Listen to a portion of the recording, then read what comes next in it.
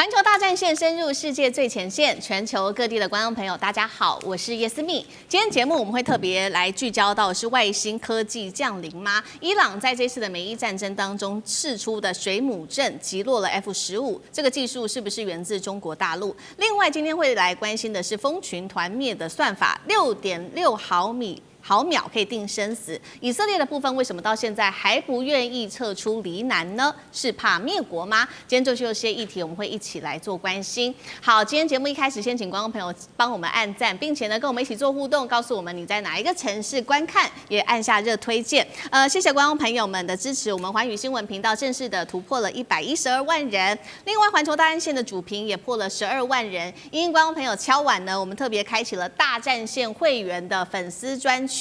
歡迎動手一起來加入，成為我們的戰友。在這當中可以獲得最及時、最深入的第一手國際評論分析，還有直播跟粉絲互動的活動。歡迎觀眾朋友一起來加入。好，首先歡迎我們到場來賓，台北市議員侯漢廷議員，國民黨駐美前代表處常駐副代表黃玉軍。主持人大家好。資深媒體人彭華幹哥。思密好，大家好。好，觀眾朋友，今天就美伊戰事，我們要來看到3個火線話題。等一下一樣的，我們請我們的來賓來特別做解答。我們先來看到呢，美軍有一架 F-15E 被伊朗的蜂群無人機是透過雷區式的包圍擊落了嗎？這是我們收到的最新訊息哦。那這是來自於飛行員的說法，他說在跳傘前呢，直擊了空中有一群這個空中有蜂群的一個協同作戰的畫面。這是一個傳統的戰爭，還是其實這一場戰爭已經進入到 AI 自主獵殺的時代了。第二件事情要來看到的是，如果說伊朗真的具備我們等一下會來看到的這種多機協同跟網狀控制的這種能力的話，是代表說這背後有中國大陸跟俄羅斯的無人機技術支援嗎？會不會改寫下一代戰場的規則呢？這是第二個問題。最後我們會來關心，為什麼以色列至今還是要死守黎巴嫩，是怕真主黨接下來變成了貼身的飛彈跟無人機的要地，讓伊朗有突破口嗎？今天就這些議題，我們會一起來做關心。今天收到的最新消息是，美軍的 F-15E 的戰機在伊朗的上空遭到擊落了。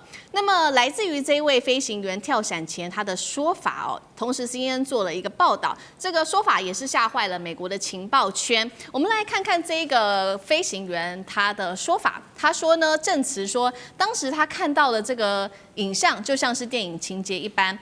他看到了有多架的無人機是彼此連接在一起的，像是一個巨大的形體在空中不斷的盤旋之外，旁邊呢還有多架的小型無人機跟隨在下方。他說，這就像是一個水母的觸手，形成了一片無人機的雷區。好，另外一方面，我們來看到的是美國情報單位特別做了評估，他認為說，這麼高的一個技術，伊朗過去是不可能擁有的。這個技術是一對多網狀的一個網路哦，是能夠透過操作員他去同時指揮多架無人機來進行複雜的這一種協同作戰的。他認為伊朗不可能有這樣的技術，是不是這樣的技術來自於中國大陸或者是俄羅斯的支援呢？那麼剛好在同時間，我們看到中國大陸所釋出的無人機蜂群，近期曝光的這個是阿特拉斯。今天我們會特別來做一下報道哦。阿特拉斯它有一些系統的特性，就是它可以在近100架無人機當中，空中形成一個密集的編隊，然後快速的呢就可以做精準打擊跟識別目標。核心的技術就是說，每一架無人機其實它都會有一個智慧的大腦，可以互相的交流、共享信息。關鍵來了。1名的技術人員，他可以操控96架的無人機。再來另外一個技術是我們今天也會特別來看到的，這個叫做團滅的技術。講簡單一點，就是說無人機蜂群他們在空中的時候，如果說你被碰到干擾的狀況的時候，它還是能夠保持全自主化的一個能力哦，而且決策非常的快速，只要達到6.6毫秒就能達到100%的一個殺傷力的攻擊力。節目一開始先特別請教漢廷怎麼看了？伊朗我們說這一項怎麼那麼像是一個外星科技？技術轉移背後有沒有中國大陸的支撐？因為我們剛剛也特別講到了阿特拉斯嘛，漢廷怎麼看？這個新聞很有趣，它是在4月份的時候，F-15E 呢在伊朗境內被擊落，那飛行員呢是躲了1天之後才獲救，就說啊這個是外星科技啊，但是它這一次的墜機有腦震盪。所以美國情報圈自己都在吵，他是真的看到了新的技術，還是那是對方的測試，還是沙漠裡的海市蜃樓，再加上腦震盪的幻覺呢？好，那 CNN 的報道雖然有所謂的這個知情人士，但一直都沒有官方的證據來證明這是水母來擊落了 F-15E。所以初步報告只能說，可能對方確實有一些無人機的編隊，但是沒有辦法能夠證明伊朗已經掌握了阿特拉斯的蜂群。是，什麼是蜂群呢？就傳統的無人機就是遙控嘛，我按一下上下左右，它就依照上下左右來飛。蜂群就是一群小的無人機，它不是各自亂飛，它自己會聊天、会分工，還會補位，就好像是我們在打王者榮耀裡面的小兵，再加上 AI 掛，就我只要下一個命令，你去那邊打坦克，小兵呢他就會自己去分誰去探路啊，誰繞後啊，誰要自爆啊。那如果誰被打掉了之後，其他幾隻還會完全自動重組我完全不操心。所以大陸的阿特拉斯跟伊朗的水母，就假設有的話，目前世界的分析大概這樣：阿特拉斯呢，一個人就可以操控96架，伊朗水母如果有一個人，頂多6到20架。那阿特拉斯呢，基本上它都有每架有自己的腦，就如果斷鏈了，它照樣飛。但伊朗的水母呢，就是它都要靠母機來做中繼跟連接。如果母機掛了，那這個小的飛機也就沒有用了。而且呢，大陸的沒打掉，比如說打了10架，其他86架都會自動補位。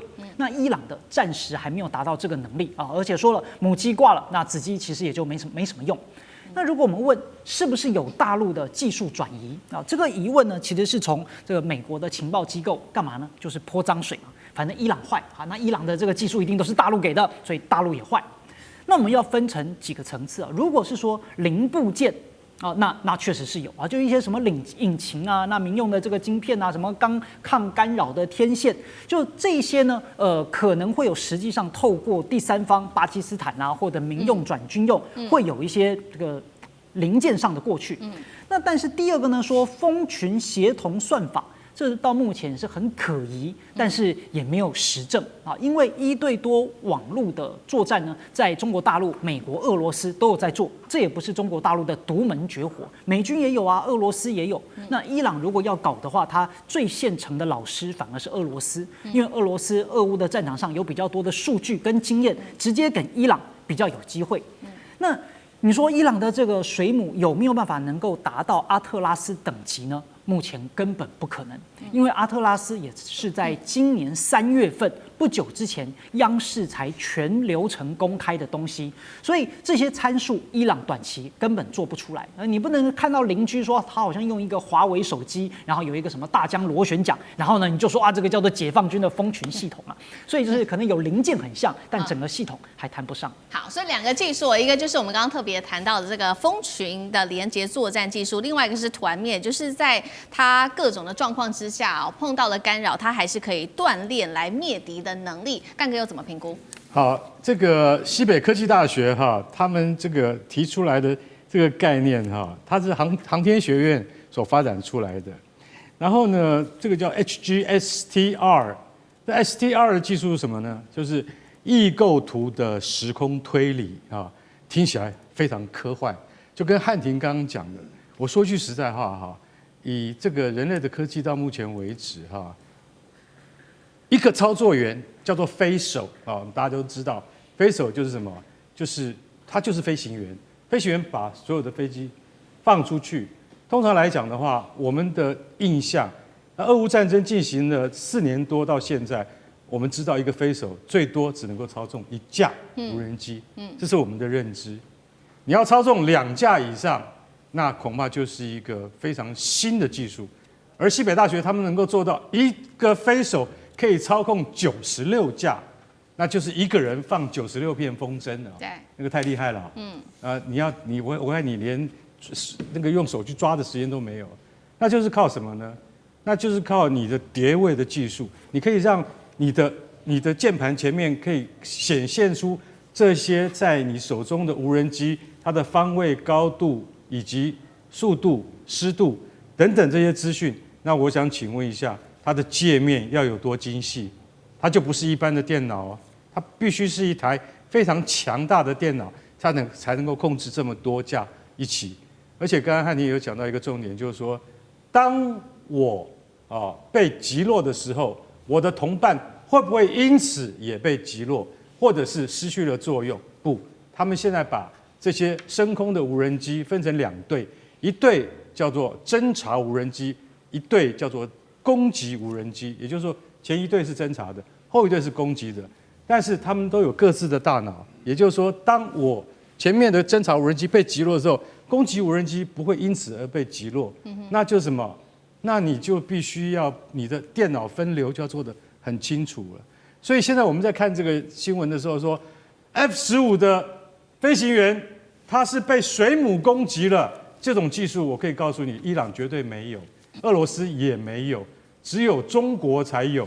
所以這一架 F-15戰鬥機的駕駛員，他已經得了這個，就是說戰後的症候群了，你知道嗎？就是說他被擊落之後，他可能在心理方面有一些的恐懼啊，跟一些心理的傷害，他才會講出我遭遇到無人機隊，它像水母群一樣升空，讓我失去了方位感跟速度感，造成我墜機。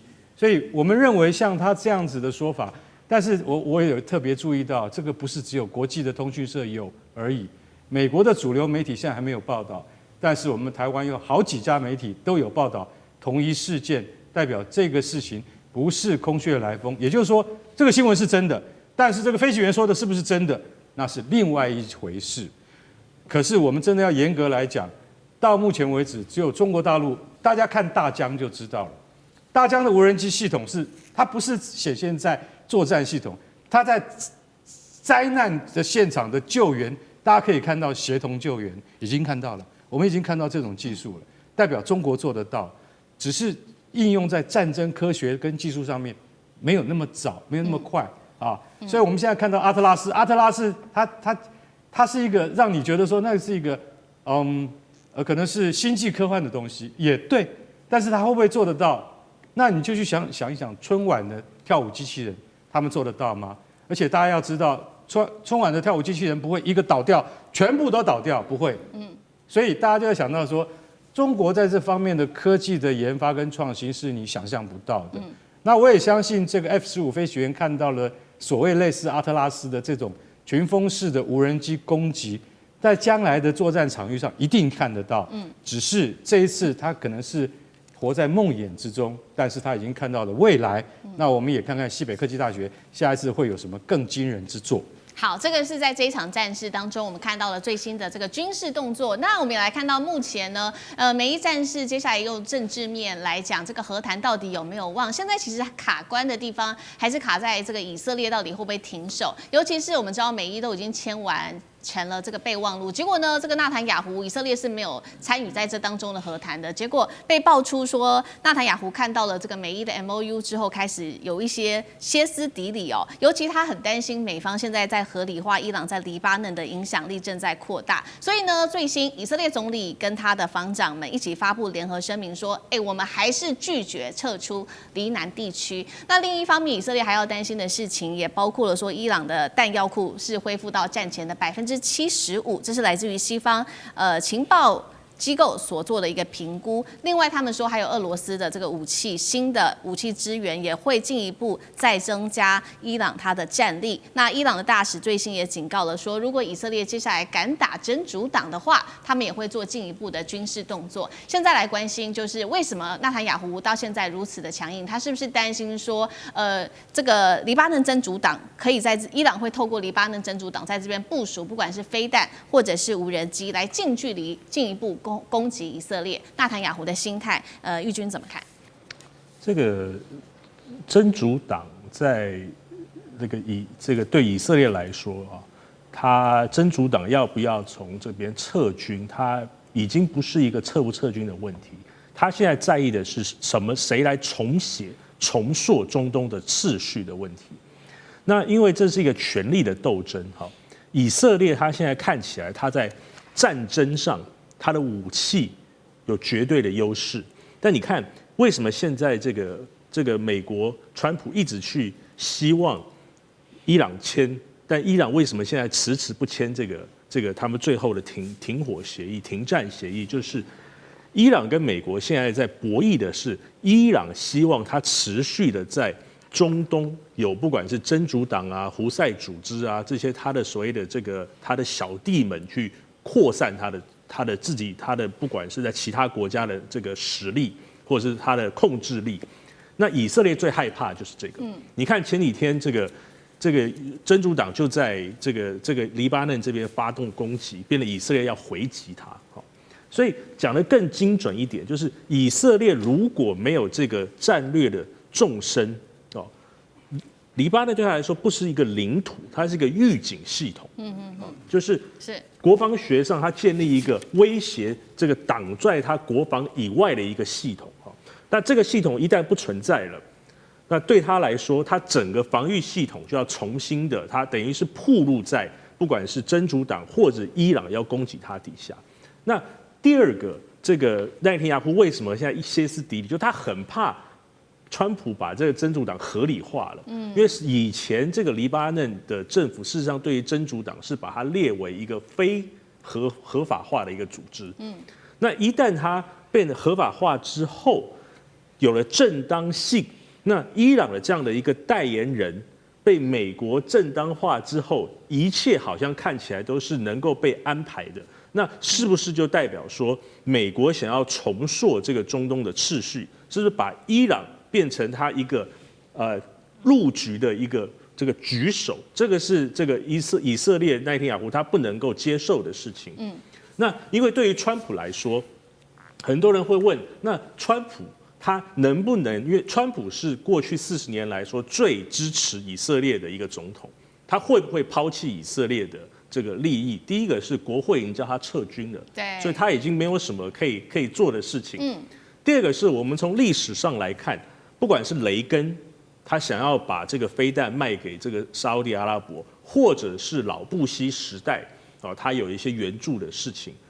共和黨他們在自己的利益存在的時候，他們是會跟以色列分流的。所以川普在這個時間點上，他看起來他會跟奈坦雅胡分歧的走。那最後這個分歧的走不一定是一個翻臉，因為這個事情呢，美國跟以色列未來還是要再合作的。所以棋盤就是說，未來停戰之後的秩序長什麼樣？第一個就是美國如果當莊家，伊朗會不會入局？過去是以色列、沙烏地阿拉伯跟海灣國家，以後會不會多出來一個伊朗，變成一個制衡？美國現在不是談3000億的美金的這個援助嗎？那事實上對於川普來說，等於就是我可以把我的生意伸到伊朗裡面去了。那之前一直在談說，為什麼伊朗的民眾沒有起來反伊朗的政府？就是他們感覺美國一直去拖垮他們的經濟嘛，這是第一個。第二個是以色列如果輸了這個戰略的縱深，以色列會變成什麼樣的一個國家？它會不會變得更瘋狂？它會不會更跟美國脫鈎之後，它會怎麼做？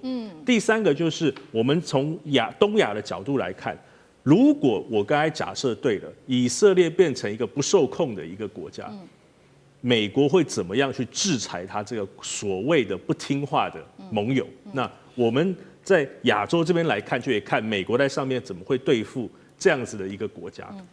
好，謝玉君，那我們休息一下，馬上回來。觀眾朋友們，我們要開會員頻道啦！因應呢美中、中東還有印太的亂局，你看到的是新聞，我們看到的是背後誰在操控這個世界。加入會員可以取得獨家視角的通行證，你將優先取得更深的觀點判讀，包括了核心真相分析、歷史脈絡拆解、局勢推演邏輯。